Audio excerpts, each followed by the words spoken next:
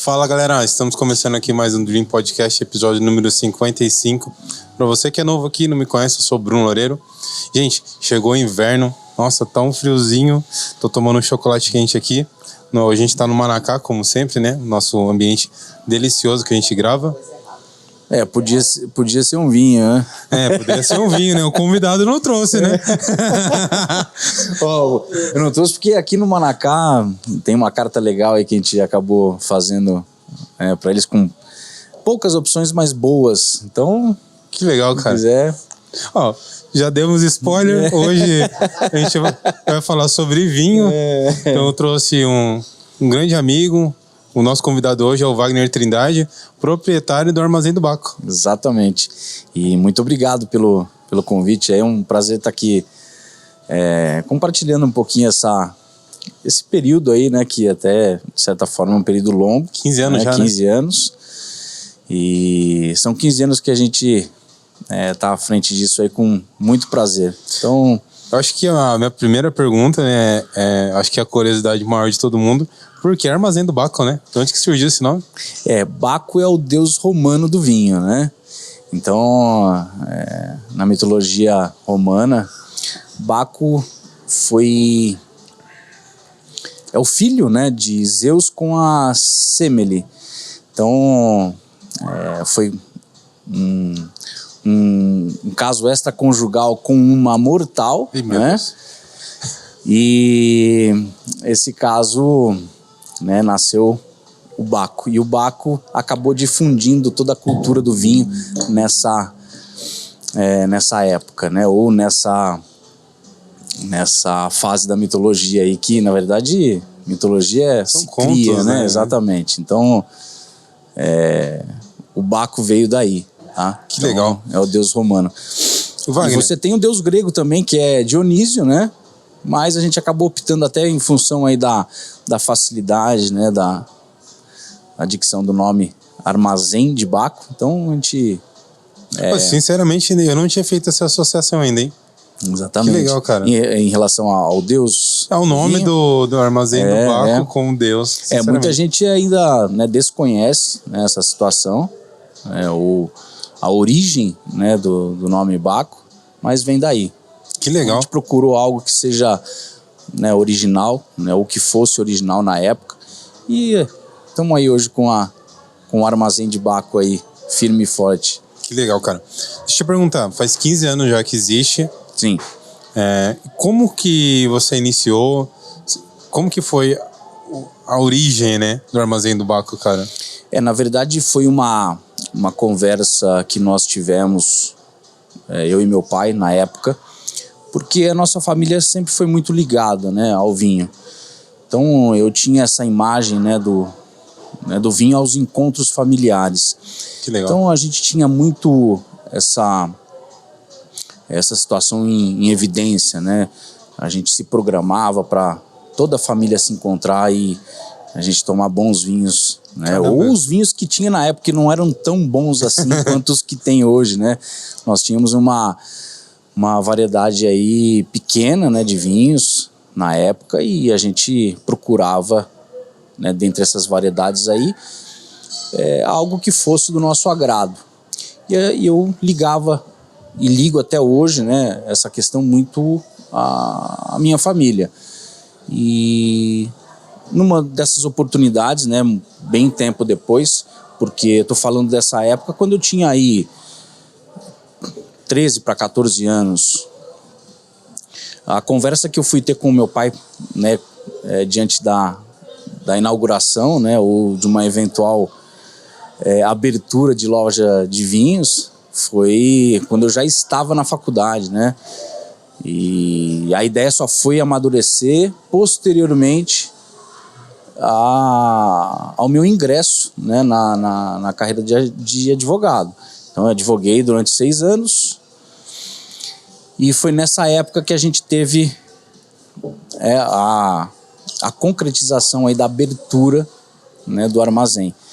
Então a gente até comentou, né, que se caso não desse certo, a gente teria que fazer o sacrifício aí de tomar todo o estoque.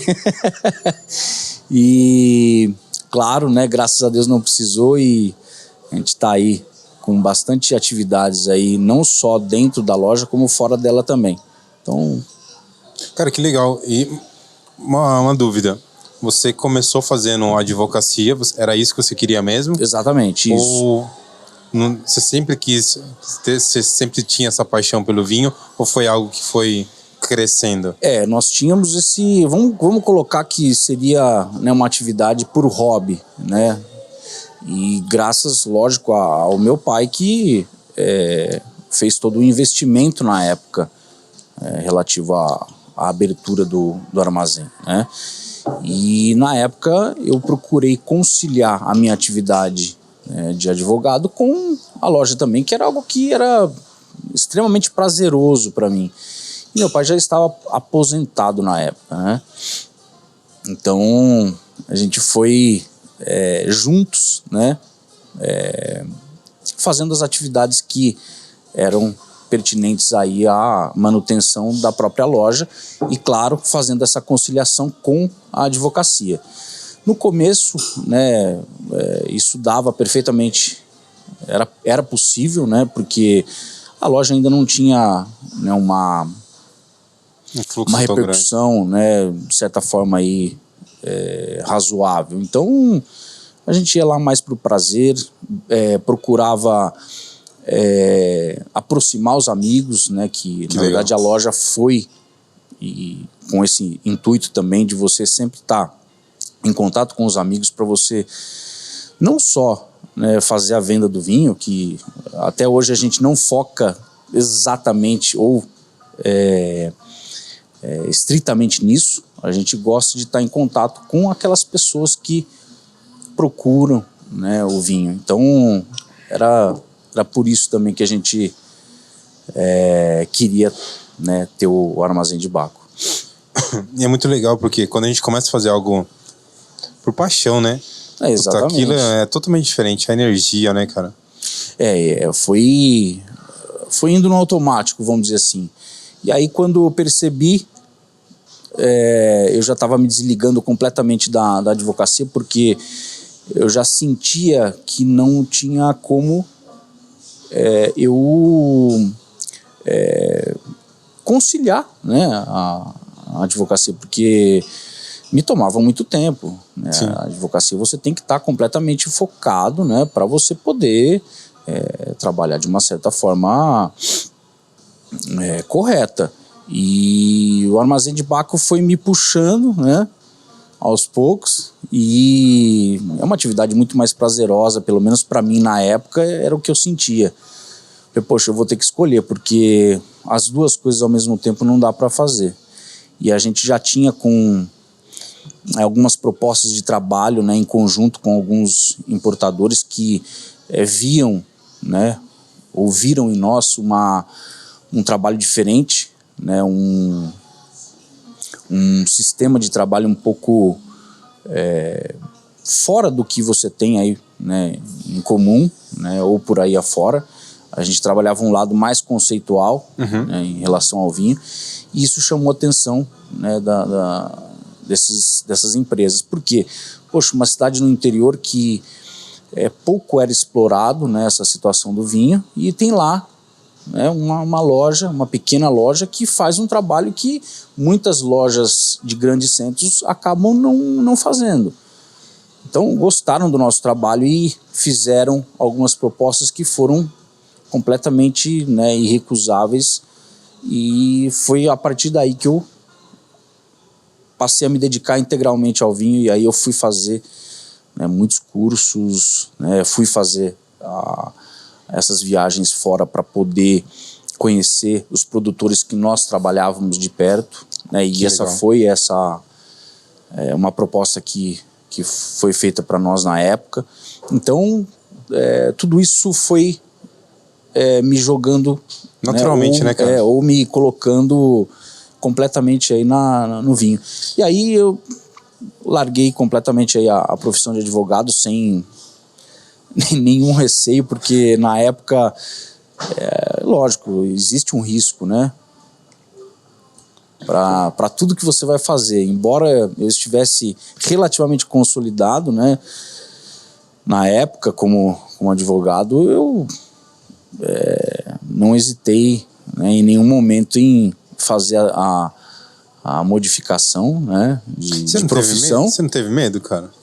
Eu, assim, no começo eu tive um pouco de medo, porque você sabe que, né, esse tipo de ramo, ele é, de certa forma, incerto.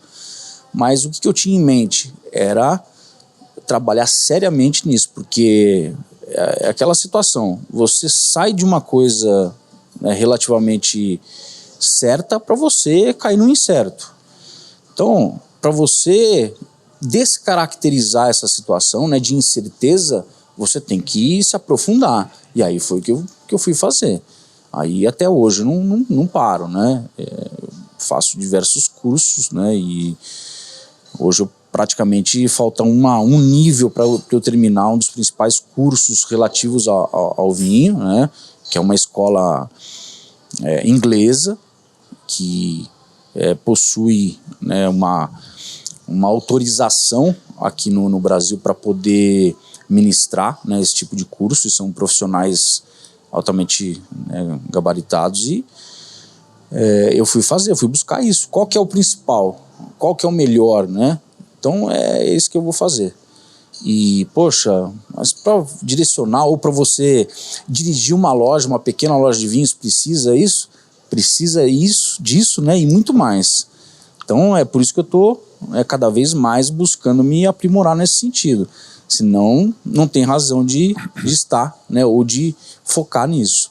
Porque daí é um nível de conhecimento, né? Você saiu de uma faculdade, né, num molde tradicional, vamos dizer, de estudo, você foi lá, se formou, saiu com uma profissão.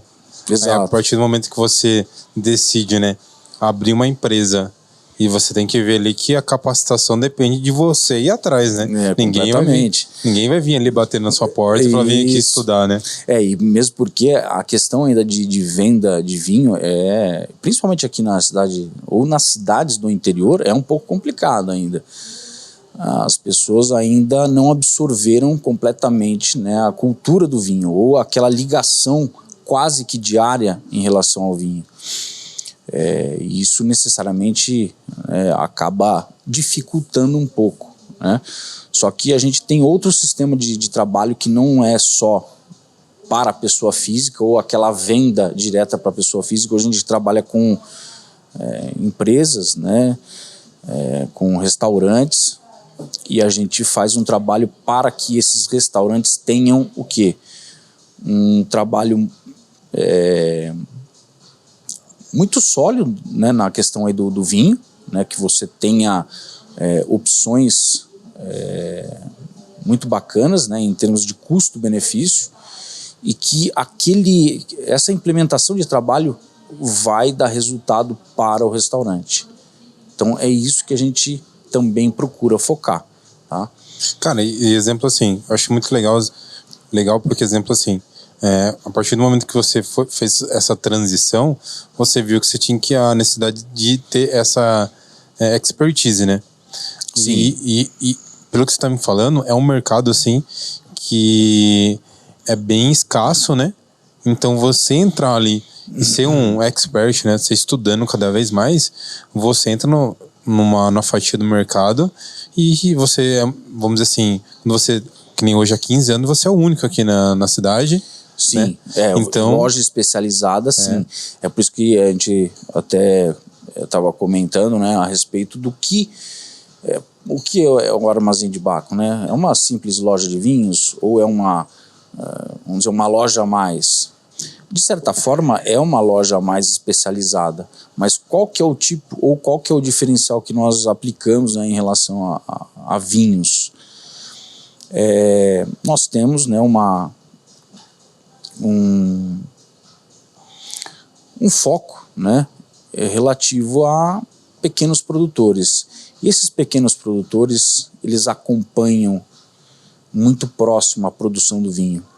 E eles fazem, né, ou produzem esses vinhos com amor, com carinho, como se eles estivessem realmente produzindo algo para consumo próprio. Uhum.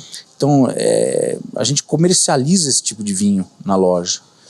E a gente foge completamente, né, desses vinhos que são produzidos pelas ditas indústrias dos vinhos. Essas indústrias, elas pulverizam, né, o mercado afora, enchem as prateleiras, né, de supermercado com vinhos que às vezes têm uma certa qualidade, mas não tem essa cuidado, alma, né, ou esse conteúdo, né, que possa tirar, né, um proveito muito maior, né, em relação ao vinho. E são vinhos, logicamente, às vezes moldados para o consumidor, né, ou para agradar o consumidor, e na maior parte das vezes você tem uma incidência muito grande, né, de aditivos químicos. Então a gente foge completamente dessa situação, a gente procura focar em algo que seja da maneira mais natural, ou da maneira mais que tenha, né, um amor naquilo que se está fazendo, porque a gente trabalha assim, né, a gente trabalha com amor no que a gente faz. Então por que a gente vai fugir dessa situação, né? E é muito legal que você falou, né, sobre trabalhar com pequenos produtores, né? Sim. Acredito que não sejam locais, né? Que você está falando de produtores de vinho, eu acho que nível mundial, né? Isso, depois nível mundial, isso. E eu acho legal, eu acho que uma pergunta que eu tenho para te fazer para tentar entender. Já. O foco seu também trabalhando com esses pequenos produtores, eu não sei se existe no seu mercado, mas a gente vê muito no mercado de bebida, tipo de whisky, né? Sim. Existem muitas falsificações, né? Pessoas que trazem bebida, a marca todo mundo sabe qual que eu tô falando. Sim, sim. Precisa falar. Mas existe isso no vinho também? Existe cada vez mais, tá muito difundido isso, né? Há uma entrada muito grande de vinhos, principalmente argentinos e chilenos, aqui, né, no Brasil. Falsificados. Falsificados, né, e contrabandeados. Junto com o contrabando vem a falsificação.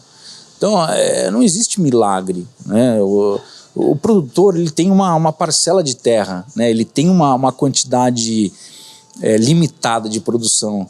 Tem muita gente que, poxa, você observa um vinho que muita gente está vendendo e fala, poxa, mas como que é possível, né, tantas pessoas ou tantas empresas, né, e na verdade muita pessoa física acaba entrando nesse meio. Por quê? Porque vê um filão.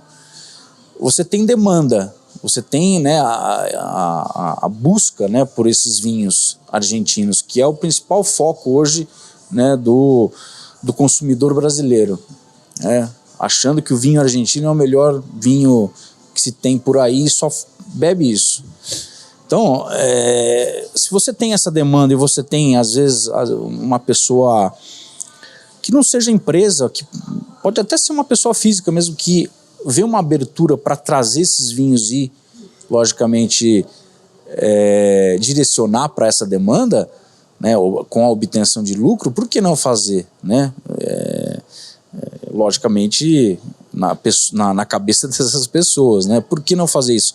E se eu tiver que trabalhar assim, né, um dia, eu fecho a loja. Para quem é do meio do vinho,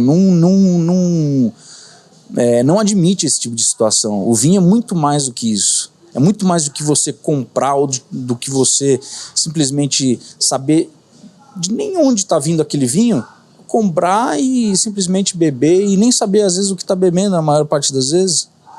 Então, o vinho é muito atrelado à experiência, né? Exatamente. Então, é isso que a gente procura também evitar, né? Ou informar muitas pessoas a respeito dessas situações, né? Então, eu acho que você tem muita abertura, né? As pessoas estão cada vez mais abertas a conhecer novos produtos e automaticamente, quando isso acontecer, quando a maioria for assim, né, quando a cultura for mais difundida, esse tipo de demanda só em relação a um tipo de vinho que é aquele atrativo, né, que às vezes, poxa, o preço está muito atrativo, eu vou atrás. Então,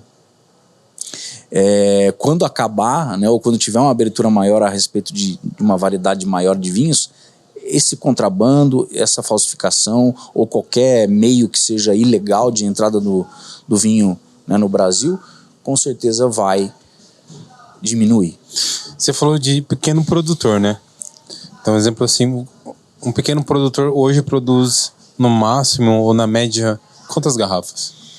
Um pequeno produtor hoje aí, vamos considerar aí no máximo coisa aí de 10 mil, 20 mil garrafas. Eu tenho vinhos ali de produtor aí 3 mil garrafas, 2 mil garrafas, já aliás tem uma garrafa ainda de alguns produtores lá que produzem de um rótulo coisa de 200 garrafas. Sério? Então são situações que assim, provavelmente, né, você acabe pagando um pouquinho mais caro por essas situações, né?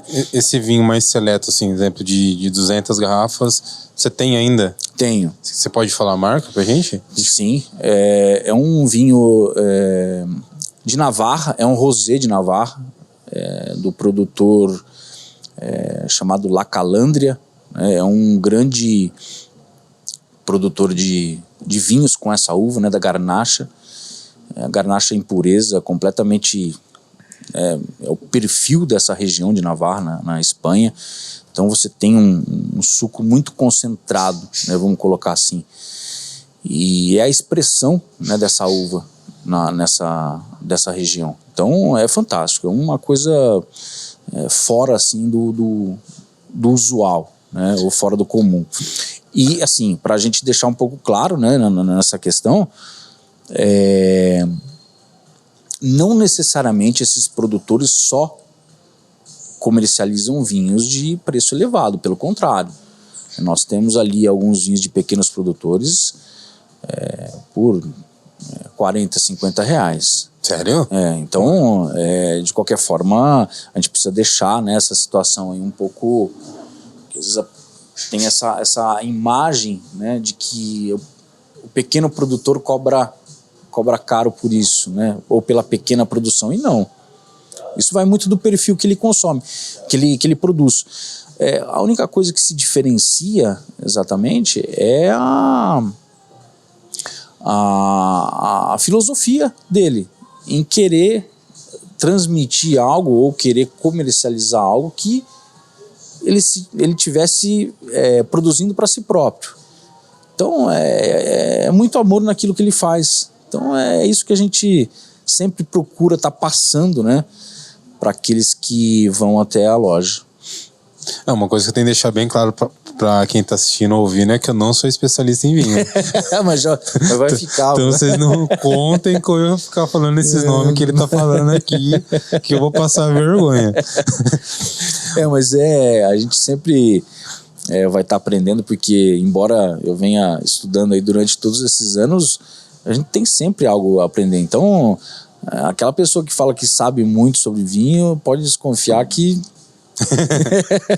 É aquele negócio, né? A gente tem que ter o copo sempre meio vazio, né? Pra sempre caber mais informação, isso, né, cara? E a quantidade de informação que tem hoje nesse mundo é uma loucura. O Wagner, que nem você falou desse produtor, né, que faz esse número bem seleto de garrafas. Tá. Que ele trabalha com uma uva específica, né? Qual que era a uva? O nome Garnacha. Garnacha. Isso. Cada região, principalmente aqui no Brasil, que é gigantesco, né?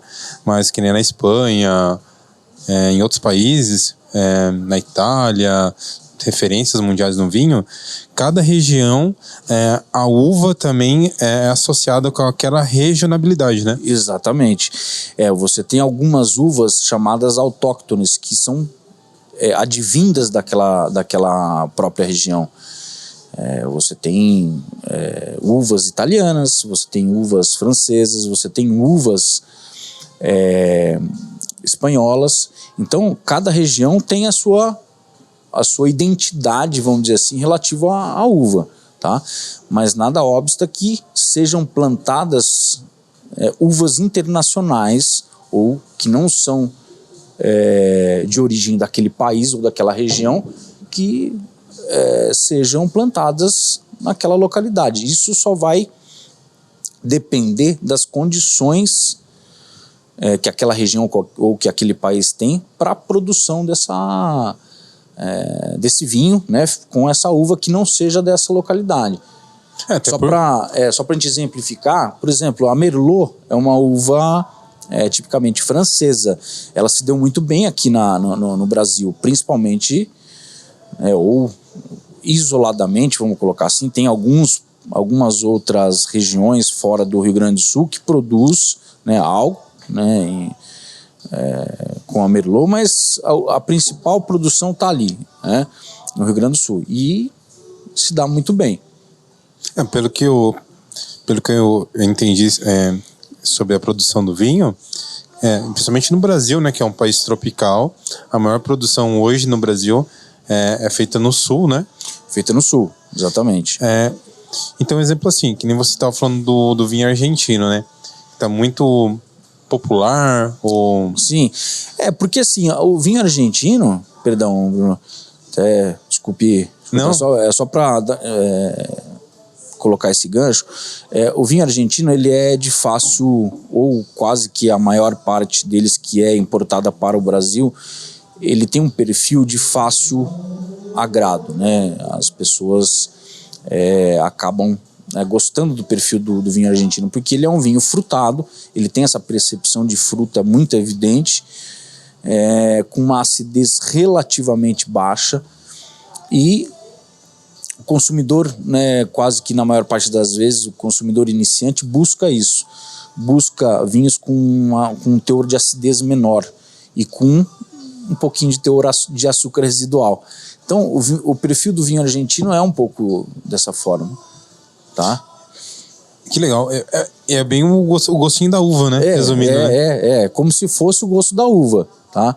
Então muitos produtores focam em fazer ou produzir o vinho com esse perfil, né? Tem algumas técnicas de produção que vai favorecer o vinho ficar dessa forma, né, para agradar o consumidor, tá? Então, exatamente, comercial.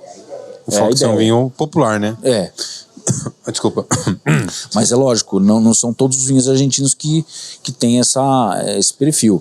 E muitos chilenos também têm. O ponto que eu estava referindo ao vinho argentino é exemplo assim, a origem do vinho acho que a bebida, o vinho em si, eu não sei se é a bebida mais antiga, né, mas a gente tem registros que os faraós bebiam os vinhos, né? Sim, nós temos aí, né, alguns relatos que a iniciação a iniciação aí da produção, ou, né, algumas incidências de produção foram em, se eu não me engano, 6.000 anos antes de Cristo. Então, caramba, é uma coisa absurda, assim, né? Porque o ponto que eu quero chegar histórico ali é que, exemplo assim, o vinho, né, ele não tem a origem ali na Argentina, né?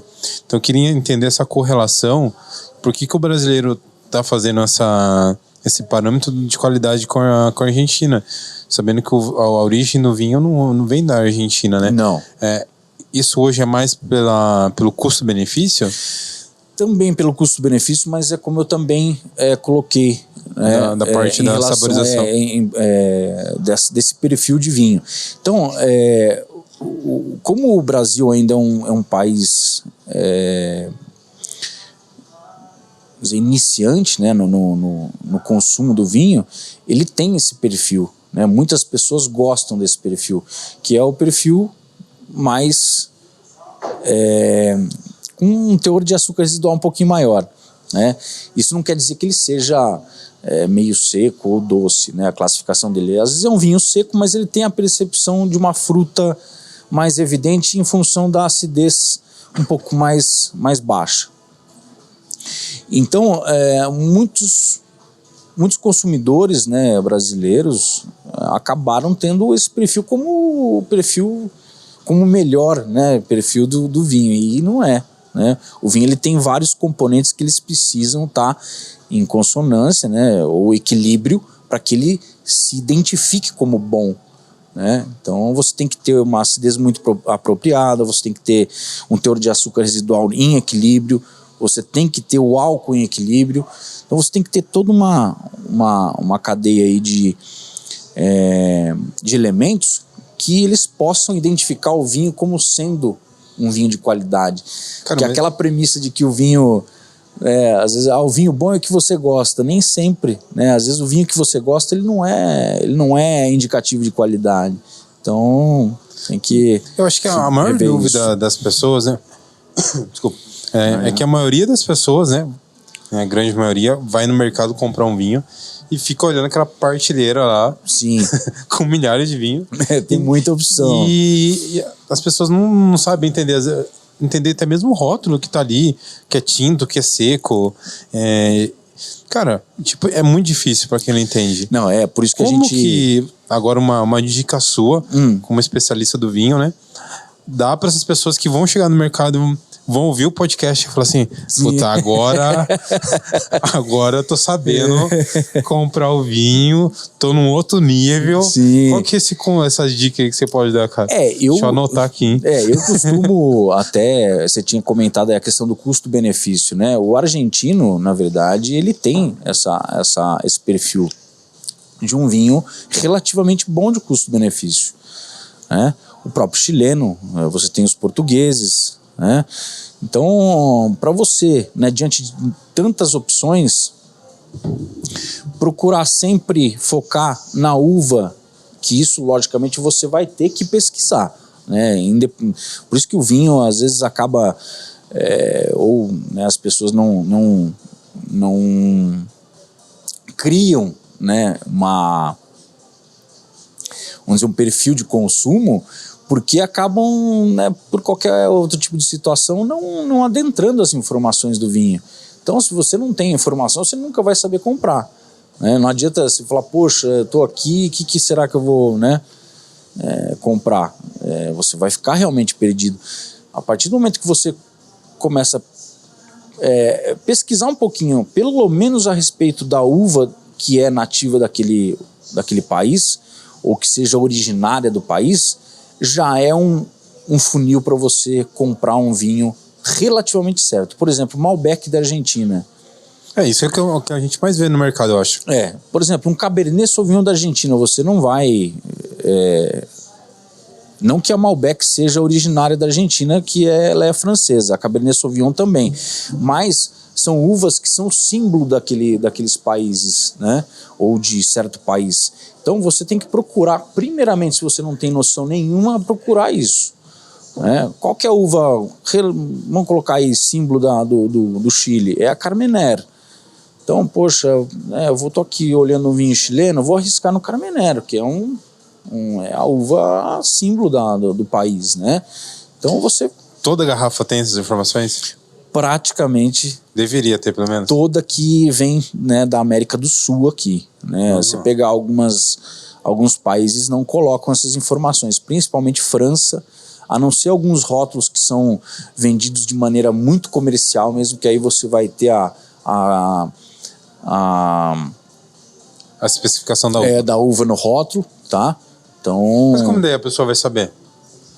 Aí que tá, cara. Por isso que, né, o vinho acaba tendo, às vezes, né, os seus mistérios aí, e acaba afastando um pouco, né, algumas pessoas na hora de... Por isso que... na hora de difundir a cultura, né? Por isso que na hora de você escolher um vinho, né? Se você não tem uma informação nenhuma, poxa, esse vinho não vou comprar, porque qual que é a informação que ele me traz? Nenhuma. E muitos produtores acabam, aqueles que logicamente se interessam, né, voltado para a questão comercial, identificar a uva, sabe, mastigar para o consumidor aquilo que ele está comprando, ou pelo menos o máximo de informação que ele puder passar através do rótulo. Porque se a pessoa vai lá, tipo, não tem no rótulo, putz, já é uma informação a menos, né? Sim, sim. Hoje o brasileiro é muito acostumado, né? Comer muita... A gente tá fazendo uma associação com a Argentina, sim, comprar, né? principalmente filé mignon argentino, que é muito famoso. E no Brasil, quase toda casa tem uma churrasqueira, Sim, todo mundo sim. ali gosta de fazer sua carninha ali. Qual vinho melhor combina com esse tipo de carne? Olha, com carne, dependendo, né, do tipo de carne, se for carne logicamente vermelha com alto teor de gordura, a gente procura sempre um vinho com teor de taninos, que taninos é a substância que vem da casca. A casca da uva ela tem esses polifenóis, né, que são que dá essa sensação de adstringência, né, na boca, e esses taninos vão servir para limpar, né, a gordura da carne ou qualquer outro alimento que tenha, né, gordura. Mas principalmente está falando da carne, ele tem essa particularidade, né, em relação à gordura. Então você vai precisar dos taninos, né, e também de uma acidez presente. Então o Malbec argentino, ele de certa forma ele combina até em função do teor de fruta que você percebe, né, no vinho, em relação à carne, às vezes, que ela está ao ponto. Porque a carne ao ponto, ela te dá uma textura e até um sabor equivalente a esse perfil de vinho, né, do Malbec argentino. Então você tem aí algumas situações que favorecem, né, essa combinação. Agora, isso vai depender muito do ponto da carne, vai depender do tipo de coacção ou de cozimento, vai depender de várias situações para você direcionar o vinho. Não é simplesmente, poxa, é um Malbec argentino, vamos comer com qualquer, ou vamos acompanhá-lo com qualquer carne. Não é assim. De qualquer forma, isso é de uma maneira mais técnica, tá, Bruno? A gente está assim, adentrando numa situação que é muito afunilada, né? Então, não precisa ter todas essas particularidades. Eu acho que o importante é você sempre estar, né, acompanhando, né, uma refeição que seja de um bom vinho. Então, eu acho que isso precisa ser cada vez mais difundido, né? Porque automaticamente o vinho ele te ensina, de certa forma, a comer melhor. Ele acaba, né, tendo aí, né, inúmeras situações que sabe, vão te até na questão aí mesmo da digestão. Você tem inúmeras situações que são benéficas, né, ao acompanhar, né, o vinho em relação à comida. E a gente estava comentando, a gastronomia não é nada sem o vinho, e o vinho não é nada sem a gastronomia. Então os dois estão muito atrelados aí. Então eu acho que se essa cultura cada vez mais for difundida, né, há uma chance aí do consumo per capita nacional, né, que é muito baixo ainda, se elevar cada vez mais, e essa cultura acaba enriquecendo, né, a todos nós aí. Eu acho muito legal que você está falando de gastronomia, né? Porque tem muito a ver, né? Então, conforme você vai comendo, você sabendo de tomar o vinho certo com aquele prato, com aquela sobremesa, naquela ocasião, isso conversa muito, né? Muito. Qual foi o primeiro curso que você foi? E aí, ainda fazendo correlação com isso que a gente está falando, qual que foram as primeiras crenças ali que foram quebradas sua em relação ao que você sabia do vinho? E aí você foi fazer o primeiro curso seu, você falou, putz, mano, não era nada disso. É o que eu tava pensando. Na verdade a gente sempre pesquisou, né, bastante sobre vinho, ou sobre a produção do vinho, né? E o curso, né, na verdade eu fui fazer porque eu já me interessava por essas situações, mas eu queria partir para uma área mais técnica, né? E isso acaba nos ajudando exatamente a acompanhar, né, ou até mesmo sugerir, né, essas situações, e até mesmo fazer alguns alguns eventos que cada vez mais as pessoas estão procurando isso, né? Qual foi o primeiro curso que você foi fazer? O primeiro curso foi no Senac. Foi no Senac em Águas de São Pedro. Foi em Águas de São Pedro. E aí depois a gente até fazia a venda de vinhos para o Senac em São Pedro, que é o Hotel Senac, né? Então eu ia fazer a entrega dos vinhos lá e já ficava para fazer o curso, que eram de 3 dias. Eu passei 6 meses fazendo esse curso. Era um curso, de certa forma, não tão técnico, mas eu tinha 2 professores ali que eram antigos no mundo do vinho e que me ajudaram, né? Foi a base minha para ter a minha opinião sobre o vinho, o meu perfil, o que eu gostava em relação ao vinho. Eles me ajudaram a moldar. Lógico que eu já tinha, né, um perfil de gosto, mas eles clarearam muito para que eu pudesse, né, exatamente consolidar o meu perfil, né, de vinho. Entender também, né, o porquê que você gostava daquilo. Isso, foi exatamente. Qual que é o seu perfil de vinho? O meu perfil de vinho, hoje, relacionado a estilo ou algum país específico? Como que você faz a escolha dos seus vinhos, gosto pessoal e a diferença que você vê pro armazém? Pensando no consumidor, como é que é? É assim, pro meu consumo pessoal e pra venda? Porque daí, pra você tem o gosto seu pessoal. Sim. Só que daí, a gente pensando também no mercado. Exato. Pra gente entender essa diferença. Automaticamente a gente acaba puxando um pouco do que a gente gosta, né, pro consumidor, né? Então, hoje eu procuro, né, esses vinhos que são feitos, né, com essa identidade, né, do local e dos produtores também. Mas o meu perfil de gosto é para alguns vinhos um pouco mais,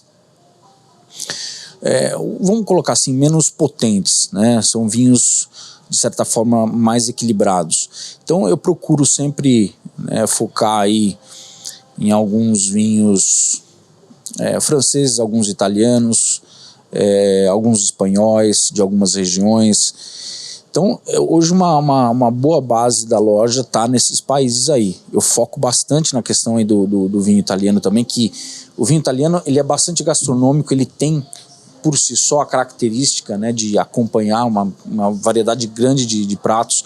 Então eu procuro focar neles também, que além de eu gostar do estilo, ele tem essa facilidade, né, de ter uma amplitude grande aí de variedades que podem combinar com diversos tipos de gastronomia.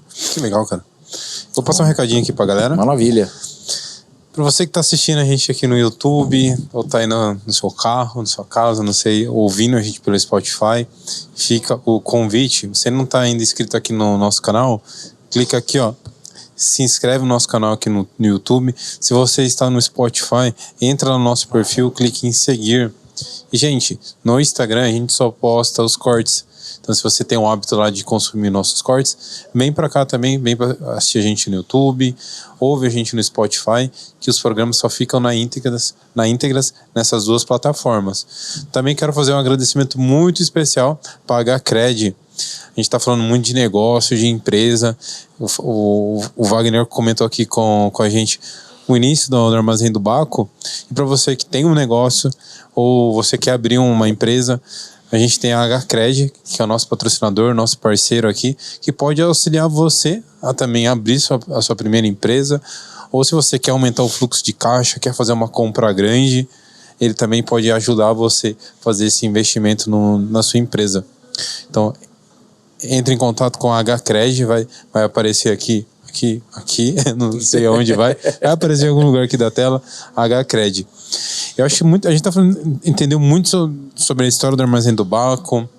Eu queria entender um pouquinho agora, Wagner, como é que foi essa relação sua com o seu pai, como que ele iniciou, né, essa conexão com os vinhos, se ele já vendia antes, como que era isso. Eu queria que você compartilhasse um pouquinho isso para mim. Claro. Na verdade, meu pai ele sempre pesquisou muito sobre vinho, né? E essa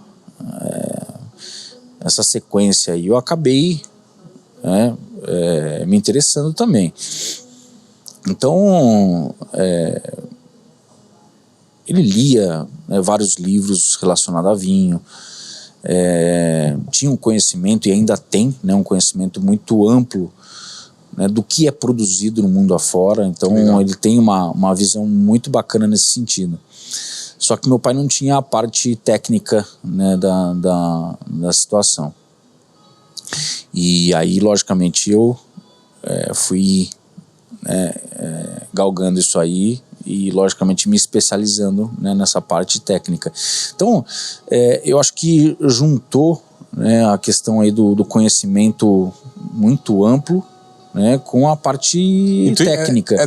Opa, desculpa. Era muito intuitivo dele?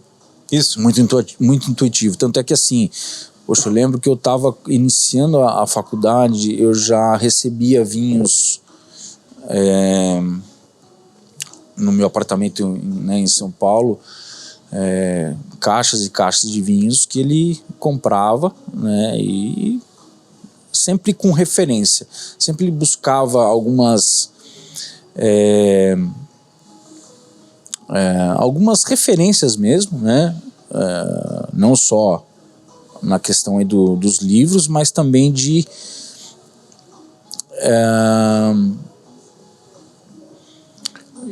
críticos, né, de vinho, né, às vezes avaliando um vinho muito bem, né, que às vezes em determinada safra ou determinada condição tenha tido uma repercussão boa, e ele focava nesses vinhos, ele ia atrás. Então ele primeiro via se tinha importação para o Brasil. Às vezes tinha importação, ele comprava. Então isso foi ampliando bastante aí a questão do conhecimento dele, não só, né, de conhecimento via produtor, né, via produção do vinho, como também o conhecimento prático. Seu pai já tinha uma paixão bem grande para vinho. Já. Isso veio já dos seus avós? Na verdade, eu acho que dos avós não, era propriamente dele mesmo. Que legal, eu até preciso perguntar para ele de onde que surgiu, né, o primeiro contato dele com o vinho, né. Eu lembro que a gente tinha uma propriedade em Águas de Santa Bárbara, e ele naquela época não vinha quase nenhum tipo de vinho pro Brasil, né. Eu lembro que eu ia com ele ao supermercado e ele comprava alguns vinhos de garrafão, aquele garrafão de 5 litros, né. E então eu lembro que desde muito cedo, assim, a ligação dele é muito forte, assim, com o vinho. Então, né, de lá para cá a gente foi cada vez mais, né, se interessando e adentrando a esse mundo. Então, e como que foi do tomar vinho no garrafão para chegar, né? por isso que, assim, a gente até comenta, né, todo mundo começa de alguma forma por alguns vinhos que sejam ou que nessa época a gente tinha acesso, a gente não tinha importação de grande variedade de vinhos, né? A gente tinha muito pouco, né, vinhos importados, e a gente tinha alguns alemães que eram muito conhecidos na época. A gente também, né, ele no caso comprava, e a gente até, né, experimentava. Eram vinhos completamente doces, né. Então a iniciação é por esse perfil, né? Então eu acho que começou aí, né? Então, como que é o curso, assim, para uma pessoa que está aprendendo a degustar o vinho? Como que é essa aprimoração de saber degustar o vinho, né? Porque deve ser difícil até. Na verdade, assim, por isso que, lógico que aí a gente está falando mais da parte técnica, né, em relação ao que o vinho traz de informação a respeito da qualidade. Mas eu acho que isso só é possível quando você tem, né, um interesse grande em relação ao vinho.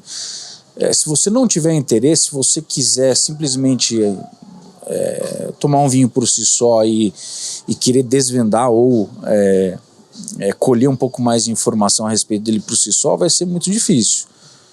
porque isso só vai ser possível com a habitualidade, né, ou com a frequência de degustação e a partir das informações, né, que ele vai te trazer. Por quê? Porque todo vinho, ele vai, e lógico, aquele que tem um perfil, né, de uma produção coerente e séria, ele vai ter um perfil daquela região.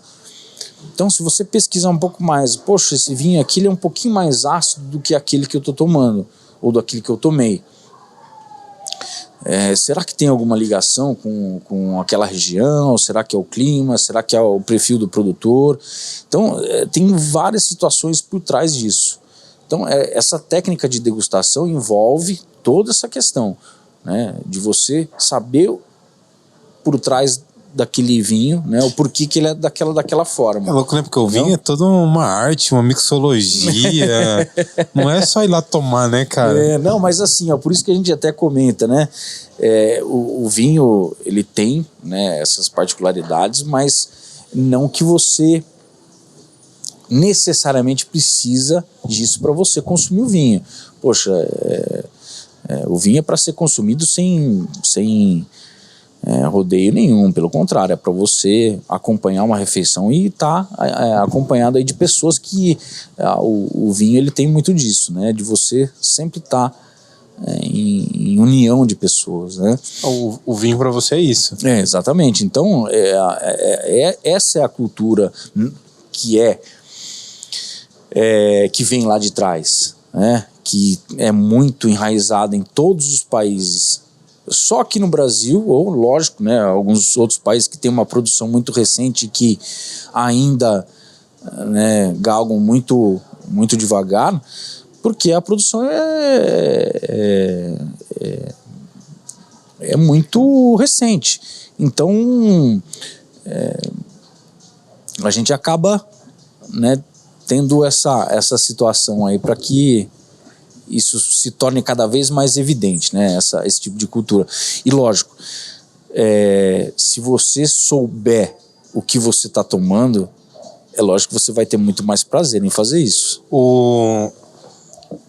Você faz um evento no Armazém do Baco que chama As Confrarias, né? Isso.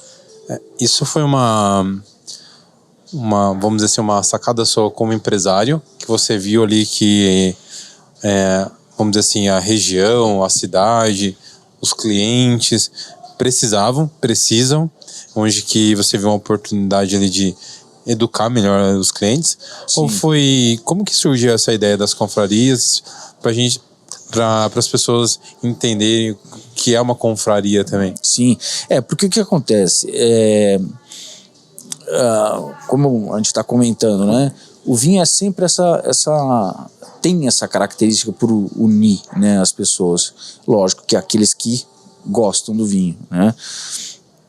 Então isso só foi uma situação, né, que favoreceu esses encontros, porque não pensei no lado empresarial, pensei simplesmente na questão de você estar, né, acompanhado de pessoas que têm um propósito em comum, que é você conhecer cada vez mais vinhos. E lógico, esses encontros, eles acabam sendo recheados do quê? De muitas informações. Não é simplesmente você estar ali tomando vinho e falando, né, simplesmente tomar o vinho por si só, comer e ir embora. Não é isso. Por trás daquilo, você tem inúmeras informações e inúmeros tipos de cultura. Gastronomia, você tem histórias, né, completamente diferentes, e isso acaba sendo muito enriquecedor. Então é um encontro cheio do quê? De informações. Então essas informações relativas àquele país, ou àquela região, ou àquela cultura, ou àquele contexto todo, tudo isso se torna um encontro muito prazeroso, porque você está entre amigos, e você está assim, sendo recheado ali de informações muito bacanas, né, relativo à cultura de muitos países. Então, poxa, sabe, você une o útil ao agradável, você está em boas companhias e absorvendo muitas informações, né, que seja atinentes aí a a toda a nossa parte cultural. E é legal que é uma troca, né? Você tá lá para compartilhar a sua sabedoria, né, com os clientes, Sim. mas você aprende muito também, né, cara? Não, poxa, é aí que tá.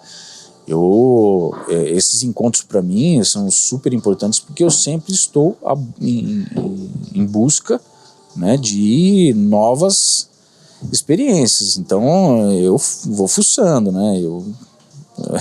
Vamos dizer, o mundo aí é muito vasto para, né, a gente tá focando em uma coisa só. Então eu procuro ampliar cada vez mais e trazer essas experiências para, né, os confrades, né? Ou essas pessoas que participam desses. O que significa confraria? Confraria é vamos dizer, uma confraternização entre pessoas, né? Em que se reúnem por um propósito, e o nosso propósito é esse aí, né, sempre buscando aí conhecimento relativo ao vinho e também as informações, né, de outros países para que a gente possa absorver isso, porque é aquela viagem sem você necessariamente precisar sair do local que você está, né? Você acaba conhecendo aí às vezes, né, localidades muito pequenas dentro daquele país que normalmente como que você conheceria isso? Apenas indo viajar ou através de pesquisa. Mas você vai pesquisar por si só aquela determinada localidade, por quê? O vinho é um gancho para isso. O vinho é aquele instrumento que te leva a essas situações. Então, isso que acaba ficando em voga né, nessas reuniões. Então, puxa, é muito bacana isso. Eu acho muito legal porque o armazém foi crescendo, né? E com o tempo foi ganhando corpo, as pessoas foram conhecendo, e hoje vocês também fazem uma experiência de um evento, né? Sim. Como que surgiu a ideia do evento? Do evento a gente, poxa, foi algo assim fantástico que nós tivemos, né, num primeiro evento que o Armazém de Baco fez, que eu até fiquei com medo na época, que eu achei que não tivesse adesão, porque as pessoas às vezes estão completamente, né, ou que a gente enxerga aqui, né, em algumas outras cidades do interior, as pessoas estão desfocadas disso, né? Mas a gente percebeu que há um interesse muito maior do que a gente esperava. Quando eu fiz o primeiro evento aqui, foi em parceria com um importador que nos fez aquela proposta inicial de viajar para fora. Então ele nos mencionou uma data e nós fomos atrás, né, de organizar esse evento. Por quê? Porque eles trariam, né, os principais produtores internacionais mesmo, né? Então você tinha aqui alguns enólogos, né, de alto renome participando do evento e servindo vinho ao consumidor.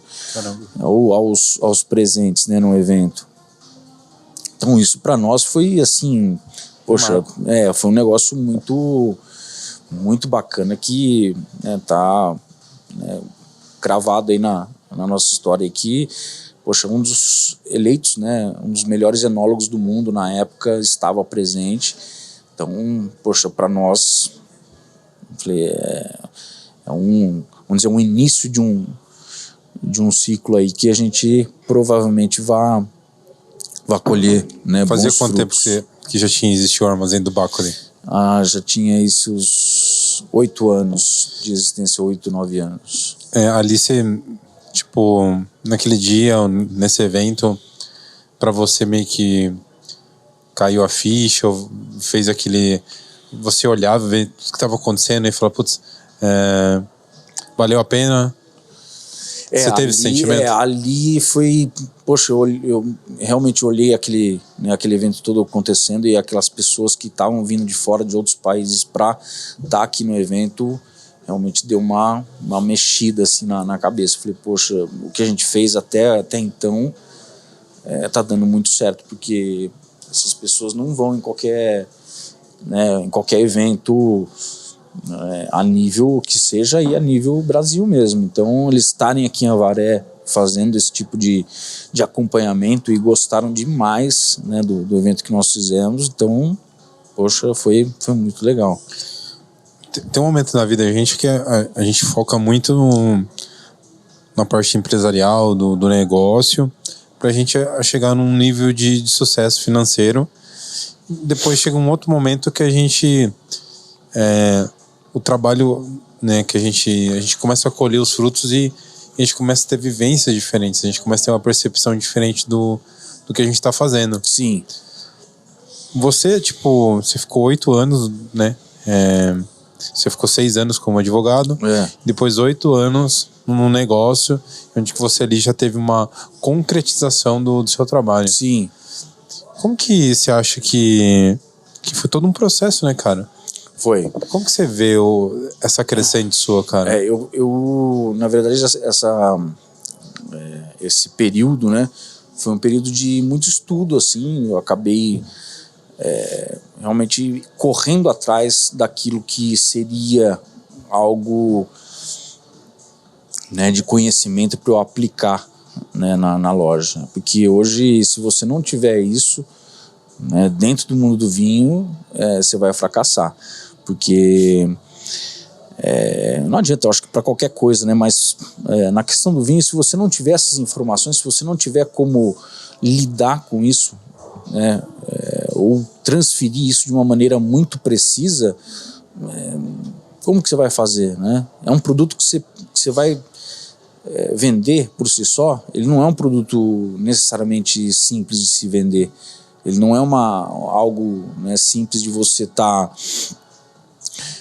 simplesmente, sabe, passando para as pessoas assim, de certa forma. É lógico, você tem inúmeras situações que basta, né, a pessoa ir lá, comprar o vinho e acabou. Mas esse tipo de conhecimento que eu adquiri foi para aplicar num perfil de loja diferente de tudo que se havia, né, pelo menos aqui na região, né, não se tinha. Então, e claro, eu fui me desafiando também, porque quando eu saí, né, da advocacia, eu falei, poxa, eu preciso fazer algo que me provoque. Não é simplesmente, né, abrir uma loja de vinho, por mais que eu goste e tenha prazer, sabe, isso não vai me satisfazer. Eu quero algo mais dentro disso. Eu quero me testar. Então, esses cursos que eu fiz tinham provas. Então, eu fui passando por todas essas provas. E quando eu chegava ao final, isso me dava um prazer assim muito grande, porque, poxa, em um dos cursos que eu fiz, né, de especialização da França, que foi o FWS, que é uma escola americana, nós tínhamos aí, né, 40, quase 50 pessoas na sala. Pessoas de nível considerável, né, dentro do mundo do vinho, que era um dos primeiros cursos da FWS que estavam acontecendo aqui no Brasil. E só passaram 2 pessoas, né, da sala, e eu fui uma delas. Caramba. Então, obrigado. E a gente acabou, né, fazendo isso não só por aprendizado, né, mas também por se testar. E eu queria, né, me provocar nesse sentido. Poxa, automaticamente o conhecimento vem de brinde aí, né? Mas o que eu queria era me testar nesse sentido mesmo. Então, o que estava te motivando ali, cara? Na verdade, eu acho que por ter, né, largado, né, uma profissão que eu vinha, de certa forma, ou razoavelmente, né, bem na época, eu precisava de alguma retaguarda para aquilo que eu escolhi fazer a partir de então. E a minha retaguarda provavelmente seria essa, que vamos dizer, uma aquisição de títulos aí em relação ao que eu escolhi fazer, né, a partir daquele momento. Então, foi essa situação aí que eu tinha na minha cabeça. Provavelmente seria algo mais por enriquecimento, né, como profissional desse ramo, mas eu tinha algo que eu precisava provar para mim mesmo que o meu conhecimento poderia ser testado e tido, né, um êxito nesse Desafio sentido. pessoal, né? Exatamente, um desafio pessoal.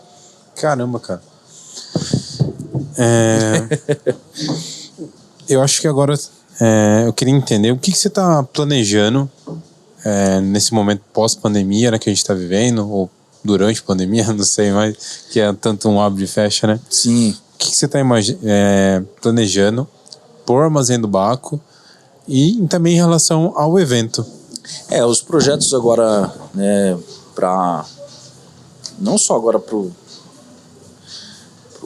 decorrer do ano, né, como para o ano que vem, o outro ano, a gente sempre está atento às novidades, né, Bruno, do que chega aqui no Brasil. Porque hoje você tem aí a incidência de quase 70 mil rótulos diferentes, né, aqui no Brasil. Sério? Né, importados. É um número muito grande. Então a gente está, né, sempre teve, né, muito atento do que está entrando e o que é bacana, né, em termos de custo-benefício. O que é de filosofia que a gente se identifica, né, perante aos produtores, e o que a gente pode estar passando, né, para os clientes em termos de qualidade, né, preço atrativo, e também algo que possa enriquecer nesse sentido, que possa passar um pouco de história a partir daquele produto, né, ou daquele vinho. Então, a gente sempre vai buscar isso, né, seja esse ano, seja o próximo, o outro. E aí, na questão de eventos, a gente sempre procura estar fazendo, né, não só eventos com um pouco maior, né, na casa aí de 250, 300 pessoas, mas também, que é o caso do Wine and Food, que eu faço junto com o Matheus, né, o Wine and Food Festival. Chefe Matheus? Exatamente.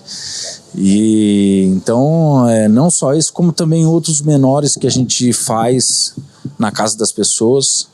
A gente tem bastante clientes aqui, daqui de Avaré não, mas de fora a gente tem. A gente tem alguns clientes de São Paulo que tem casa, né, aqui na represa, e eles às vezes montam a confraria própria deles, né? Olha só. E talvez a gente volte com isso, né? Porque durante a pandemia isso acabou diminuindo, né? Não rolando mais? Então a gente faz essa... Por motivos que todo mundo entende, né? Obrigado, então Claudinha. A gente também, né, tem esse projeto para aumentar, né, esses encontros. Quer mais algo? Obrigado, Bruno. E esses eventos menores que a gente tem muito prazer em fazer também, porque essa conversa próxima, às vezes com o cliente, né, é muito bacana. Então a gente procura saber qual que é o interesse dele a partir daquilo, se ele está, né, absorvendo, né, de uma forma legal, e se está, né, cobrindo as expectativas dele. Então é isso que a gente procura fazer, né? Sempre apresentar um serviço, né, de qualidade, não só na questão do vinho, mas também na gastronomia, para quem acaba me acompanhando nesse sentido. Então a gente procura passar, né, ou fazer uma experiência, né, apresentar uma experiência para essas pessoas, e que isso seja, né, muito satisfatório para eles, porque olha, poucas coisas hoje na vida, né, acabam se levando, né? E eu acho que uma delas é essa, você estar sempre rodeado aí de pessoas que você gosta, né, comendo bem que eu digo comendo com qualidade, né, e podendo, né, tá acompanhando aí, né, de um bom vinho. Então, isso aí é o que a gente apresenta aí para as pessoas, e essas pessoas estão cada vez mais em busca disso. Cara, eu acho que uma coisa que você tá falando muito é que é a experiência do cliente. Exatamente. E isso. hoje, eu acho que as empresas consolidadas já têm isso na raiz desde sempre, mas isso é uma palavra que, vamos dizer assim, se popularizou no mercado entre os empreendedores, principalmente pós-pandemia. Sim. Então, a experiência do cliente, todo mundo que tem uma empresa e senta aqui fala muito em experiência do cliente. Como que você trabalha a experiência do cliente no seu negócio, cara? Como que é isso? O que é a experiência do cliente para você? Porque, assim, essa experiência, né, na questão de você estar apresentando algo que surpreenda em relação ao que ele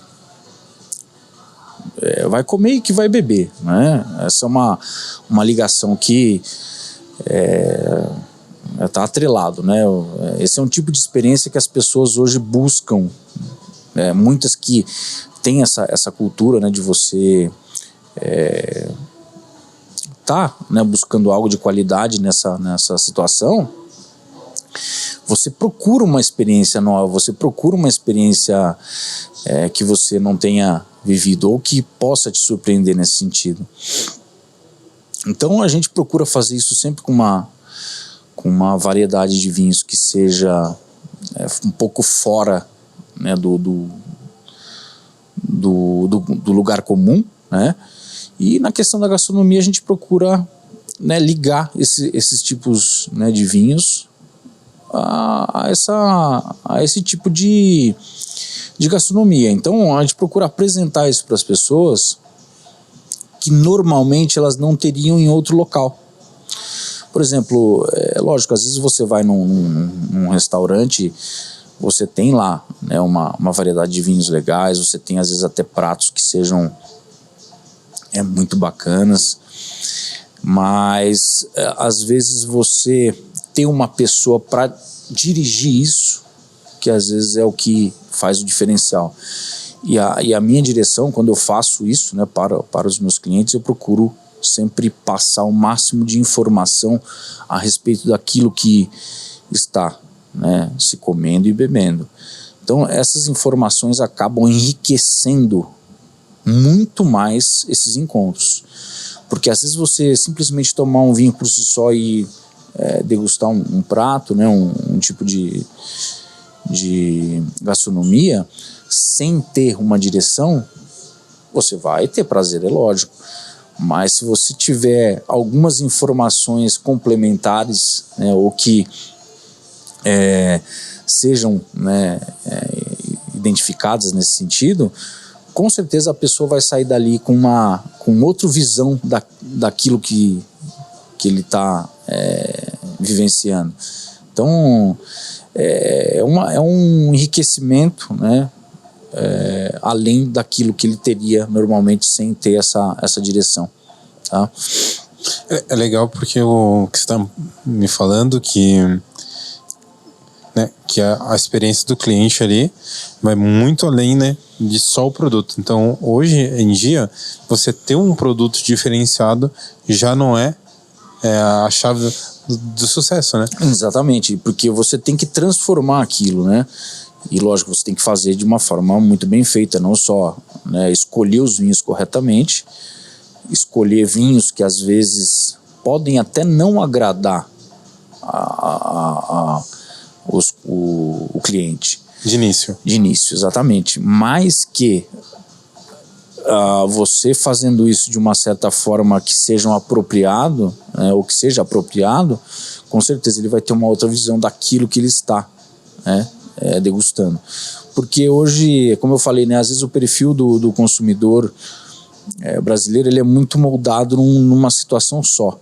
Então, se você sai um pouco disso, que é aquele perfil que eu comentei a respeito, né, dos vinhos argentinos, que às vezes se você sai um pouco disso, as pessoas estranham, falam, não gostei.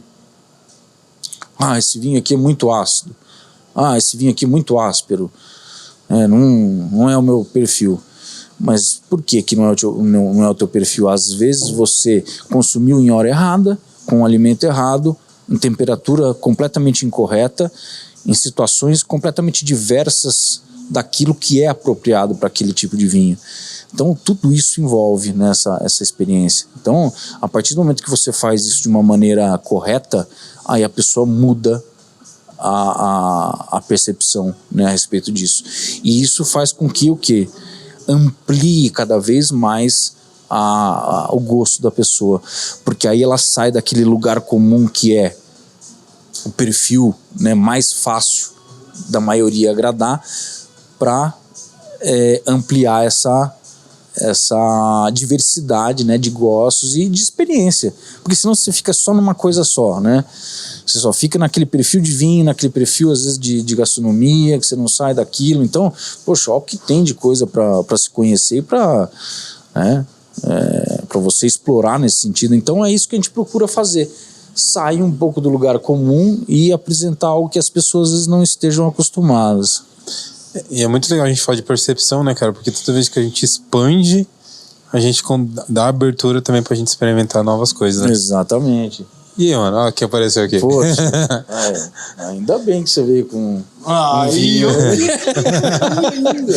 E aí, o que você tá servindo aqui pra gente, ó? Bom, a gente tá servindo uma taça de Porta 6, que é um vinho em bag-in-box, que a gente tá em parceria com o Armazém de Baco. Então eles vendem o vinho numa bag de 3 litros, e aí esse vinho dura muito mais tempo. Então eu posso servir em taça sem que o vinho estrague quando está aberto, porque ele não tem contato com oxigênio. Isso é uma... Ele é nacional? Não, esse é português. Essa é uma tendência que, assim, muitos restaurantes... Valeu, Matheus. Valeu, Matheus. Tchim. Falando em saúde. O Matheus, para quem quiser conhecer mais o trabalho dele, gravou um podcast aqui com a gente. Foi muito bacana. Então, entra no nosso canal, vai estar lá o Matheusão, e vocês vão conhecer mais da história do Matheus. E, meu, é um podcast incrível, foi quase 2 horas, né? É incrível. Por isso que a gente tá aí, né? Sempre tá com parceria, porque, como eu falei, né? O vinho sem a gastronomia... Lógico, você acaba, né, por si só, às vezes, bebericando vinho, como a gente está fazendo aqui, mas tá muito ligado, né? Esse é o tipo de coisa que o vinho praticamente foi feito para isso, para acompanhar a refeição. Ô, Wagner, um prato. Fala para mim o que eu vou tomar aqui. Me explica esse vinho aqui. E uma coisa que eu queria entender, porque você vai pegar minha taça aqui na câmera? Vai pegar aqui? Porque... Vai pegar? Não, então coloca nessa câmera aqui que eu vou fazer. O que vocês ficam fazendo assim com o vinho? Na verdade isso é um costume, né? Que na verdade é pra... É um girinho assim? Existe um fim. É um freestyle? É um freestyle aqui, cara. Exatamente, todo o aroma. Então é costume nosso acabar, né? Sempre tá mexendo a taça para que o aroma enalteça aí. E a gente procura identificar um pouco do que se tem o vinho. Às vezes até procurar também, às vezes, algum defeito. Eita. Porque muitos vinhos acabam, né, podendo vir com defeito. Às vezes oxidado, às vezes entrou oxigênio. Então tem várias situações que você tem que prestar atenção no vinho antes de você tomar, né? Porque senão o vinho tem bastante incidência de aromas. Lógico que não são todos, mas uma boa parte... Você tem bastante... Eu gostei. Não tô por causa do vinho, não. É que eu tô com tossinha mesmo, gente. Esse é um vinho extremamente macio, né? E até bem gostoso. Até de certa forma... voltado, né, para algo mais comercial mesmo. Mas o que acontece? Você tem o comercial de qualidade e você tem o comercial... fora, vamos dizer, desse contexto, né? Então, o comercial que é feito para agradar o consumidor, porque, lógico, ele tem um perfil dele, que é um perfil com uma fruta um pouco mais evidente e a acidez um pouco mais baixa. Isso facilita, né, as pessoas gostarem. E Se o vinho é bem feito, se o vinho é equilibrado, não tem defeito, né, na questão dos elementos, ele tá perfeito. Então não é que porque é comercial é ruim, tá? A gente precisa também separar um pouco essa situação, que é lógico, se é feito em larga escala, acaba perdendo um pouco a questão vamos dizer, da qualidade. Mas aqui não é feito, né, dessa forma, então... Por que Eita. Por que... Tô tossindo agora. Por que o vinho a gente toma em taça? Sempre quis saber disso. Então, na verdade, a taça, ela tem um formato que favorece o quê?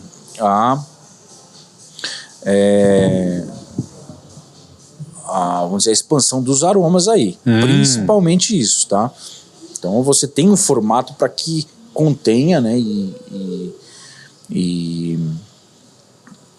vamos dizer, exale esses aromas aí de uma forma um pouco mais precisa. Porque se você pegar um copo mais aberto assim, você não vai ter a formação correta dos aromas, né? Por isso que não enche também. Não enche também. Que legal. Então, porque o vinho você nunca vê a galera torando, né? Não sobra espaço para os aromas ali ficarem ali dentro, entendeu? Senão sai tudo. Exatamente, sai tudo, E o vinho tem que tomar devagarzinho, né? Não pode assim, ir tal, né? às vezes até pode, viu?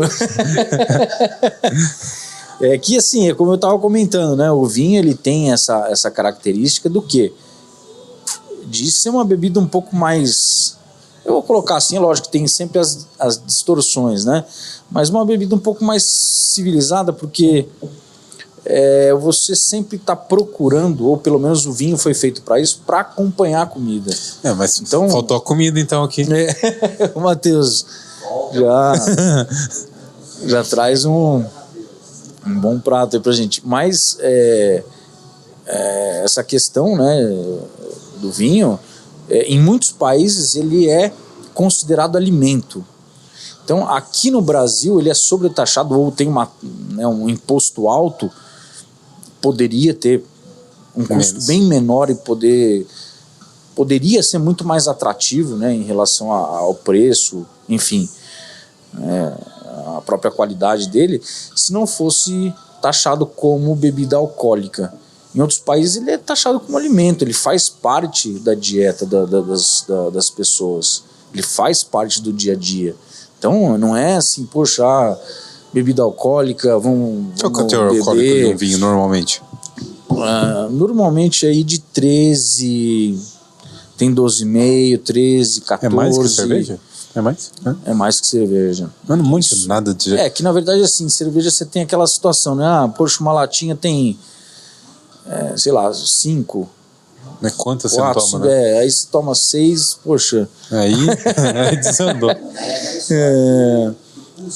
pessoal costuma falar que o vinho é elitizado. Exatamente, é isso que eu queria abordar. Vamos falar, você vai comprar lá, quanto você gasta tomando cerveja na noite? Eu gasto R$100. Beleza, R$100 você toma um vinho. Poxa, e um excelente vinho. Esse vinho aqui, por exemplo, ele é um vinho que, se você for na loja... Você tem esse vinho lá na loja? Tem esse vinho. Se você for comprar ele na loja, ele sai a 65, a garrafa de 750. Aqui eu acho que eles estão vendendo a R$19,90 a taça. Uma taça... Então fala pra galera qual o vinho, porque daí já fica a dica aí pra quem tá ouvindo e quiser ir lá conhecer, né? Esse é o Porta 6, né? Um vinho da denominação de origem Lisboa, que é a DOC Lisboa, né? Uma região com bastante ascensão em Portugal, que está fazendo bastante vinhos de qualidade com custo relativamente atrativo e com esse perfil, com um perfil, uma fruta mais evidente, já com um pouquinho de açúcar residual, mas com uma acidez equilibrada. Então você percebe o que aqui? Um equilíbrio do vinho. Ele não sobra dulçor, ele não sobra acidez e ele não tem o álcool, aquela percepção do álcool, às vezes que sobe. Porque você tem vinhos de qualidade muito baixa que você percebe esquentar a garganta. Aqui não. aqui. Então, esse é um vinho de custo relativamente, não vou dizer baixo, mas é um custo ok, né, para você tomar um vinho, né, de qualidade. E aqui ele se surpreende muito bem, né, porque parece, as pessoas tomando, falam, poxa, é um vinho que poderia até valer um pouco mais do que isso. Esse vinho combina com que tipo de prato, qual tipo de carne? Ó, aqui vai desde uma massa simples, né, às vezes com molho vermelho. Você tem até alguns pratos, né, de vegetarianos, que às vezes com um pouco mais de tempero, né, um pouquinho mais substancial nesse sentido, você pode também harmonizar. Você tem alguns pratos de origem portuguesa, principalmente, alguns cozidos portugueses que eles fazem, que acabam sendo... Minha família é portuguesa. De identidade de lá, né? Então, você sabe que o vinho foi trazido por português, né, para o Brasil. Por causa da Igreja Católica, né? Também, mas foi na época de Pedro Álvares que ele trouxe, né, na época do descobrimento, acho que foi 1530, ele trouxe, né, a primeira relato, né, disso foi que ele trouxe, né, junto às caravelas, quase 65 mil litros de vinho. Caramba! Pra quê? Servia até para, vamos dizer, para você desinfetar, né, alguns machucados. O pessoal usava para várias situações o vinho, não era simplesmente só para se tomar, não. Então, você tem inúmeras situações aí que o português, né, que trouxe o vinho pro Brasil. Eu achava que o vinho, né, estaria associado à Igreja Católica. Também. Nos cultos religiosos sempre foi muito consumido, né? Eu acho que a Igreja Católica também deve ter ajudado a popularizar o vinho. Sim, e também eu acredito que por conta da parte financeira, né, do aporte financeiro, a igreja também tem ajudado a refinar a produção do vinho, né, em algum momento. Porque assim, embora esse não seja o foco, vamos dizer assim, né, você durante o culto, né, procurar servir vinhos de alta qualidade, mas na época em que isso era mais frequente, a celebração era realmente com vinhos de uma qualidade considerável, não era, sabe, qualquer vinho, né, vamos partir vamos dizer, para um vinho aí de qualidade baixa. Não, era sempre requisitado um vinho de boa qualidade. Eu acho legal porque hoje a gente quebrou várias crenças aqui, né, em relação à precificação do vinho. O vinho não precisa ser caro, né, para ser bom. Não, de forma nenhuma. É por isso que a gente sempre foca nisso também. Uma das principais um dos principais modelos nossos de trabalho sempre foi focado nisso. É você poder passar um vinho para o consumidor, né, ou para o cliente, que ele seja muito atrativo em relação à qualidade e ao preço que se paga. Esse é o principal foco. Mas que também a gente apresente, né, vinhos de certa forma com custo relativamente baixo, né? Deixa eu te perguntar, dos vinhos que você já vendeu, assim, teve algum assim que tipo foi o mais difícil às vezes de achar por uma solicitação de um cliente que queria ver um vinho específico e foi às vezes muito difícil conseguir o vinho, ou um vinho tipo, nossa, esse vinho que a gente vendeu, por ele ser um vinho que era único, a gente vendeu num valor tipo que marcou, assim, você se lembra disso? Teve alguma situação? Sim, teve, inclusive foi um vinho português também, né? Tiveram alguns franceses e italianos, mas um dos que a gente se recorda assim, de prontidão, foi um Pintas, chamado Pintas, um grande vinho de Portugal, né, do Douro, na região do Douro, e era da safra 2011. A safra 2011 nessa região foi uma das safras mais promissoras, né, do século, e também, né, de praticamente um grande período em Portugal. E nós tínhamos esse vinho na loja, nós tínhamos no site, e nós tínhamos um e-commerce na época, para a gente colocar alguns rótulos que eram, de certa forma, curiosos ou que seriam, né, de difícil acesso.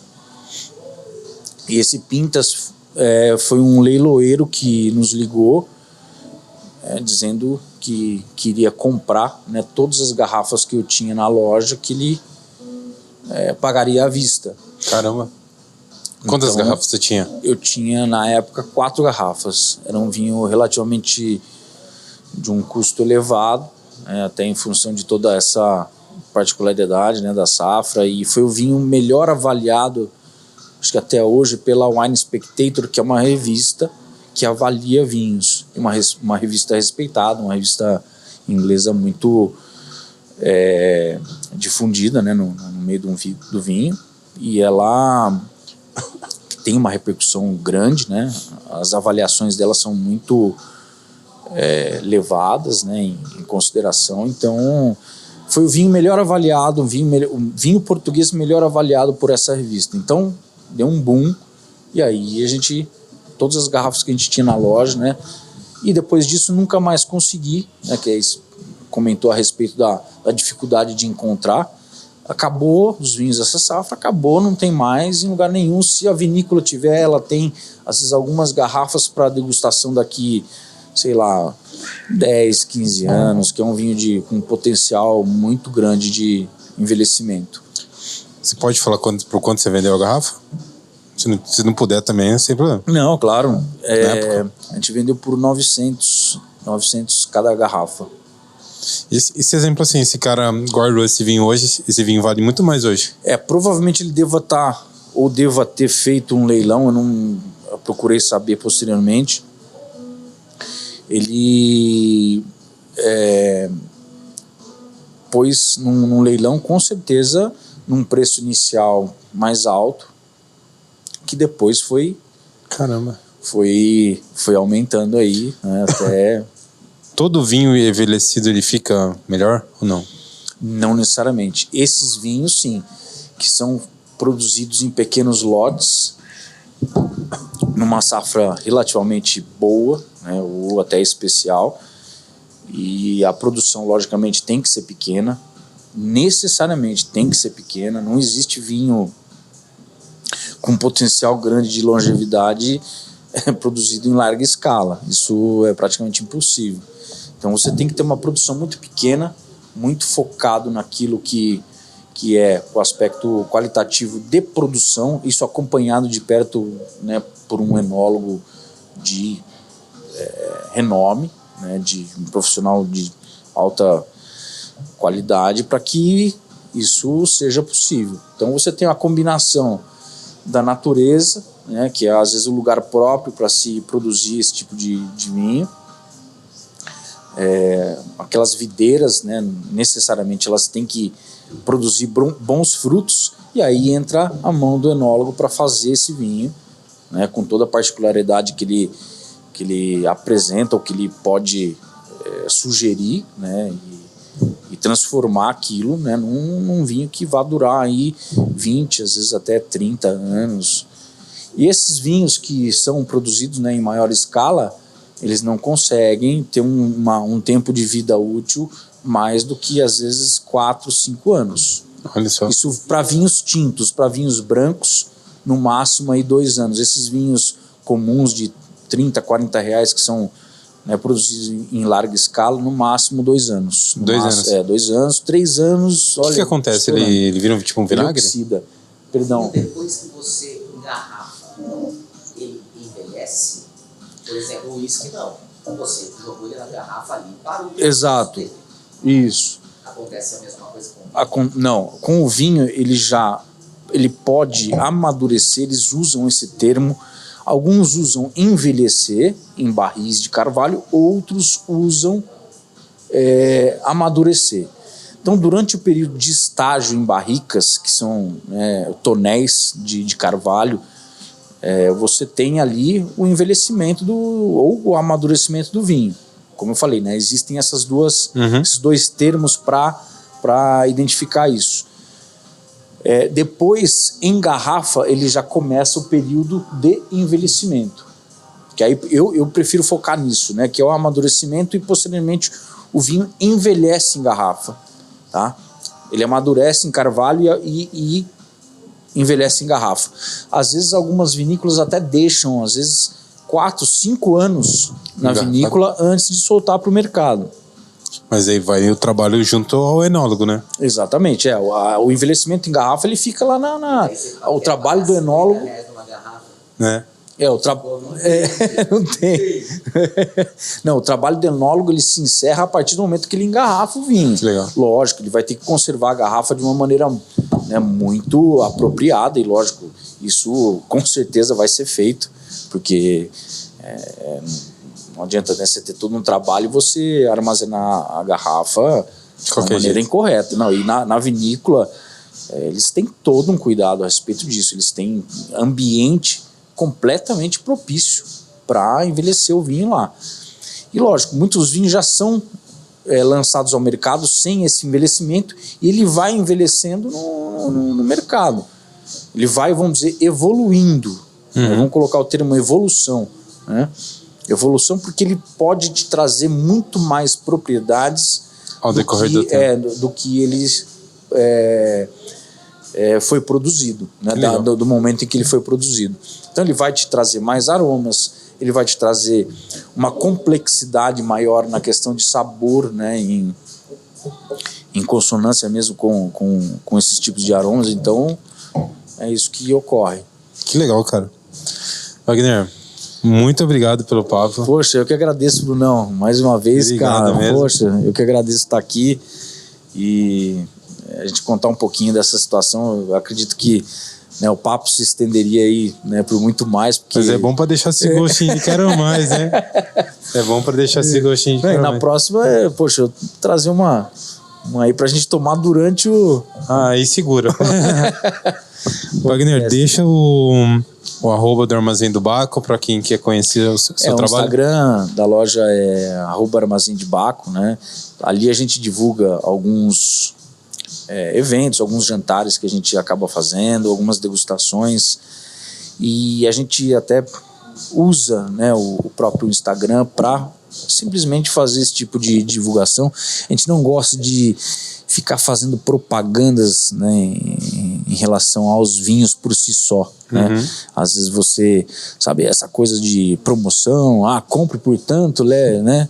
Vocês estão focando na experiência, né? Então, assim, o nosso Instagram é realmente para esse tipo de informação, né? Para a questão da experiência, não da venda isolada do produto ou do vinho. É isso daí. Galera, hoje eu conversei com o Wagner. A gente conheceu muito sobre vinho. A gente conheceu uma empresa incrível aqui da nossa cidade. Então, fica o convite, segue eles lá. E lembrando, né? Se inscrevam aqui no nosso canal. Clica aqui. E se você tá no Spotify, clique em seguir. Desculpa minha tossinha hoje, tá um dia muito frio aqui. Mas o vinho já deu ajudou a dar uma esquentadinha já. Então peço desculpas aí pra vocês.